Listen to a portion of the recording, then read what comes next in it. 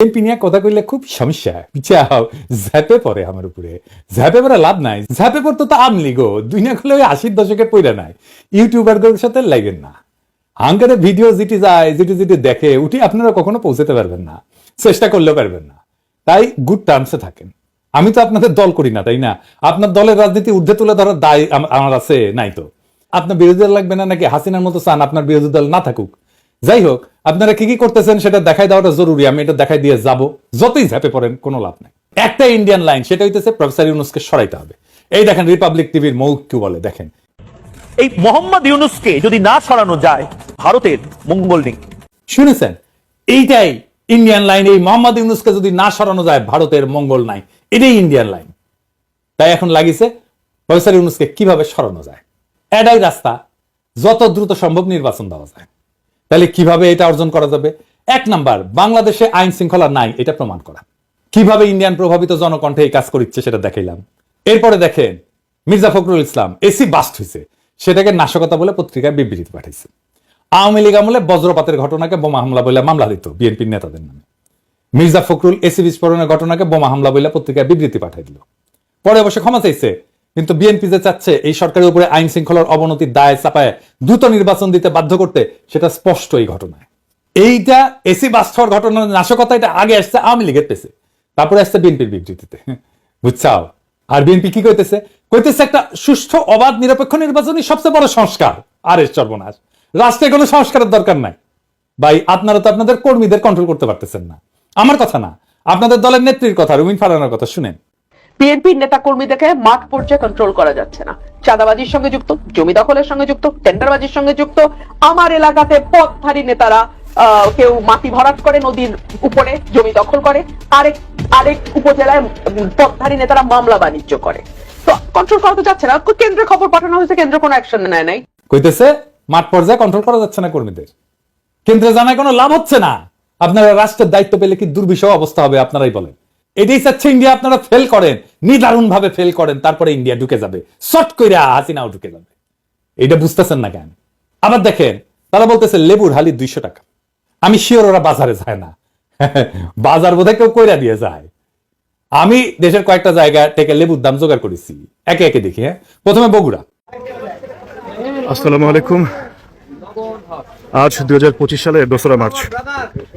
আমি বগুড়া জেলার বিখ্যাত বৃহত্তম বাজার, এটা কলোনির বাজার। নিত্য প্রয়োজনীয় বাজার সেরে ইফতারিতে সবচেয়ে প্রয়োজনীয় উপাদানই হচ্ছে লেবু। সেই লেবুর বাজার দর কেমন আজকে আপনাদের একটু শোনাই। ভাই আসসালামু আলাইকুম। লেবুর দাম কিরকম? আগে 2-3 দিন আগে আমরা বেশি আপনার 70 টাকা 80 টাকা হালি, সেই হিসেবে আজকে একটু কম আছে। যেমন ওইটা বেচতেছি 60 টাকা হালি, এটা 50 টাকা। মানে এই বড়টাই 60 টাকা। ভাই লেবু কত করে যাচ্ছে? 50 টাকা হালি। তারপর লেবুর দামটাই মনে হয় একটু বেশি নাকি? দাম বেশি, 50 টাকা হালি। ভাই লেবুর বাজার কত যাচ্ছে? 40 টাকা 50 টাকা হালি যাচ্ছে। আচ্ছা, গতকাল কত ছিল? গতকালে একই রেট ছিল 50 টাকা। 50 টাকা। কত দেখলেন? 50 টাকা হালি, তাই না? কক্সবাজার আসেন। আমরা আছি এখন কক্সবাজার শহরে কানাইয়া বাজার। হ্যাঁ, লেবু কত? খালি কত? খালি 60 টাকা। কত? এখানে 15 টাকা। কম হবে না না? কত দেখলেন? 60 টাকা হালি, তাই না? পটুয়াখালী আসেন। হালি 50 টাকা। 50 কি দাম কি বাড়ছে নাড়ছে নাকি? না, এখন আগের মতনই আছে। মনে করেন যে রোজার এখন তো সিজন না, রোজার আগে আসলে আপনার 50-60 টাকা, এখন ওই 50 টাকা। কত দেখলেন? 50 টাকা হালি, তাই না? ঢাকায় আসেন। মা মরিচ কত? আর বেগুন? আচ্ছা, এই লেবুগুলো কত? লেবুর হালি কত? 60 টাকা হালি, 50 টাকা হালি। কত দেখলেন? 50 টাকা হালি, তাই না? যশোরে আসেন। বর্তমান দেশি লেবু বাজারে না আসার কারণে দেশি লেবুর একটু দাম বেশি। আমাদের বর্তমানে কিনা লাগতেছে দেশি লেবু আপনার 1700 থেকে 1800 টাকার শোয়া। আমরা এখন বেচতেছি 20 টাকা পিস, অর্থাৎ এক হালি বেচতেছি 70 অথবা 80 টাকা। একটু বেশি দাম 80 টাকা হালি, কিন্তু 200 টাকা তো না। তাইলে বলেন এত বড় একটা সবচেয়ে বড় রাজনৈতিক দল লেবুর দাম 200 টাকা হালি কিভাবে বলে? কি বার্তা দিতে চায়? কালবেলা রেফারেন্স দিচ্ছে। কালবেলা কার পত্রিকা? সন্তোষ শর্মার পত্রিকা। তো এই সন্তোষ শর্মা ইলিয়াসের ভিডিওতে দেখছেন সে কে? পুরা রয়্যাল লোক। তাইলে এইটা যে ইন্ডিয়ান একটা পরিকল্পনা প্রফেসর ইউনূসকে সরায় দেওয়ার, তাতে কোনো সন্দেহ আছে? বিচারের ভার আপনাদের উপরে দিলাম। বাংলাদেশে ইন্ডিয়ান প্ল্যান বাস্তবায়ন করা যাবে না, ফুল স্টপ। এই পুরান দিনের পলিটিশিয়ানরা অনেক কিছুই বুঝতে চাইতেছেন না। বুঝতে চাইতেছেন না তরুণদের স্লোগান, বুঝতে চাইতেছেন না বারুদের বিরুদ্ধে জ্বলে ওঠা গ্রাফিতি আর জুলাইয়ের দেওয়াল লিখন, কিন্তু তারা ঠিকই খুঁজে নিচ্ছে পরিত্যক্ত আস্তাবল। হাসিনা পলানোর পরে ইন্ডিয়া কিভাবে বাংলাদেশের সাথে শত্রুতা করতেছে তা তো আপনারা জানেন, তাই না? প্রথমে হাসিনারে জায়গা দিল, এটা তো শত্রুতা। তারপরে একে একে সব গুন্ডা পান্ডা সমস্ত আওয়ামী দুর্বৃত্তদের জায়গা দিল, তাই না? এটাও তো একটা শত্রুতা। এই দেখেন নকিব আশরাফ চৌধুরী ইন্ডিয়ায় গেছে, বলতেছে 20 ফেব্রুয়ারিতে গেছে, সে ছাত্রদের আন্দোলনে দমাইতে অস্ত্র হাতে দমাইতে চাইছিল, সে নাকি দেশেই ছিল 20 ফেব্রুয়ারি পর্যন্ত। আবার ছবি দিছে ঢাকার শেরাটনে, জানি না এটা ঢাকার শেরাটন কিনা, আবার এই টাইমের ছবি কিনা। আওয়ামী যাওরা তো আগেকার ছবি এখনকার বলে চালাইতে পারে, যাই হোক এটা ছোট মাল, কিন্তু ওরে ওর প্রাপ্যটা বুঝাই দিতে হবে। থোক কলকাতাতে বুঝা দেওয়া যাবে, খাড়া তুই। তারপর দেখেন, দেখেছেন বিজেপির সাথে কি খাতির দেখেছেন, দেখেন। আবার দেখেন মসজিদে গেছে, এক হাতে আবার সুতা পিন দিচ্ছে, অসাম্প্রদায়িক, বুঝে চাও। তারপরে দেখেন এই যে পানি ছেড়ে ডুবাই দিল আমাদের। এরপরে আনসাররা আন্দোলন শুরু করলো, ইসকনরে দিয়া হিন্দুদের উস্কাইলো, খুনাগুনি পর্যন্ত হইলো। তারপরে শুরু করলো ক্যাম্পেইন, সাংস্কৃতিক প্রোগ্রাম করতে দিতেছে না, নারীদের ফুটবল খেলতে দিতেছে না, হায়দ্রাবাদ দেখলাম মহিলাদের সিগারেট খেতে দিতেছে না। এই ক্যাম্পেইন একের পর এক গ্রুপ দল তাদের দাবি দেওয়া নিয়ে মাঠে নামলো।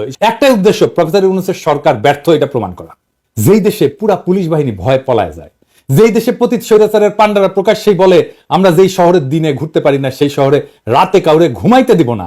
শুনেন, আমাদের কথা স্পষ্ট, যে রাজধানীতে আমাদের মানুষ শান্তিপূর্ণভাবে দিনে ঘুরতে পারবে না, চলতে পারবে না, সেই রাজধানীর মানুষ রাতে ঘুমাতে পারবে না। আমরা সেইভাবে আমাদের তৈরি করে নিছি। আমাদের ডিসিশন, আমাদের মূল ব্যক্তি, আমাদের নেত্রী যেভাবে এখানে সাজেশন করবে, আমরা পরামর্শ কর্মে আমাদের যেখানে যার সাথে আলোচনা দরকার সেইটা করব। যে পতিত ফ্যাসিস্ট নিজে নির্দেশ দেয়, যেই হাত দিয়া 32 নম্বর ভাঙিছে সেই হাতের এমন অবস্থা করে দেওয়া হয় যেন সারা জীবন মনে থাকে। শুনেন হাসিনার কথাই। 32 নম্বর যে হাত দিয়ে হাতুড়ি পিঠে ভেঙেছে আর ওই ট্রাক্টর চালিয়েছে, তাদের ওই হাত দিনের মতো এমন করে দিতে হবে যেন প্রতি মুহূর্তে হাতের দিকে তাকিয়ে এটা যেন মনে করে যে এই হাত দিয়ে 32 নম্বর ভেঙেছে। এটা পারবে নাকি তোমরা? সেটা আমাকে বলো, সেটা আমি চাই। সকলের ছবি আছে, খুঁজে খুঁজে বের করো কে কোথায় আছে। বেঁচে থাকবে সারা জীবন আর ওই হাত দেখবে, এটাই আমি চাই, আর কিছু চাই না। যেই দল বাংলাদেশের 2 জন প্রবাসী ইউটিউবার আমি আর ইলিয়াস তার মৃত্যুদণ্ড ঘোষণা করে, হত্যার ঘোষণা দেয়, শুনুন।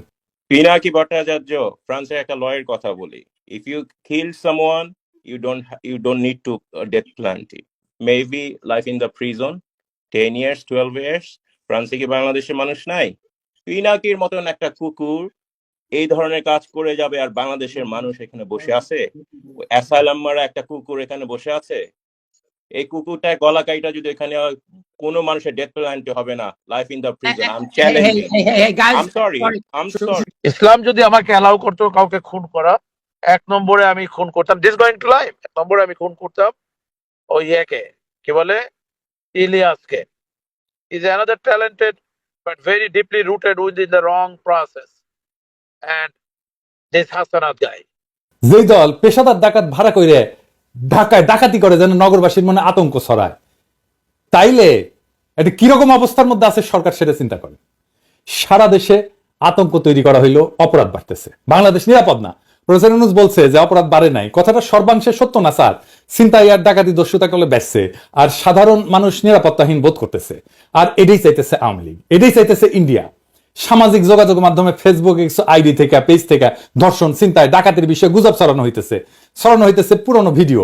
ফলে মানুষের মধ্যে আতঙ্ক তৈরি হইতেছে, কোনো সূত্র ছাড়া অপরাধের মন গড়া কিছু পরিসংখ্যান সামাজিক যোগাযোগ মাধ্যমে তুলে ধরা হইতেছে। যেমন ধরেন 65 ঘন্টায় 72 ধর্ষণের ঘটনা ঘটছে, জনকণ্ঠে প্রকাশ করেছিল, ভাইরাল হয়েছিল সেই নিউজ। সেই দিনই ঢাকা শহরে কয়েকটা ঘটনা ঘটলো একের পর এক। এই জনকণ্ঠের চিফ অপারেটিং অফিসারকে জানেন? হ্যাঁ, মেজর হাফিজ, হাসিনার 1 নম্বর লেসপেন্সার। ছবি দেখেছেন? দেখেন, ডিজিএফআই ছিল, মিডিয়ার ট্রাস্ট ছিল, দেখেছেন?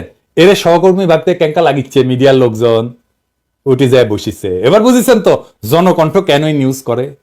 আবার দেখবেন যে আমি কিছু কইলে জনকণ্ঠ ছেপে দেয়, সেটা ফটো কার্ড বানায়, বুঝেছাও? ওই আমারটা দেখে পাবলিক টানে, তারপর এইগুলা খিলায়, বুঝেছাও? আর কি পুরা ইন্ডিয়ান এস্টাবলিশমেন্ট মাঠে নামিছে, বিপ্লবী ছাত্র জনতাকে মপ কইয়া তাদের দানবায়ন করা হইতেছে। বিপ্লবী জনগণ তো ঘরে ফিরে যায় নাই।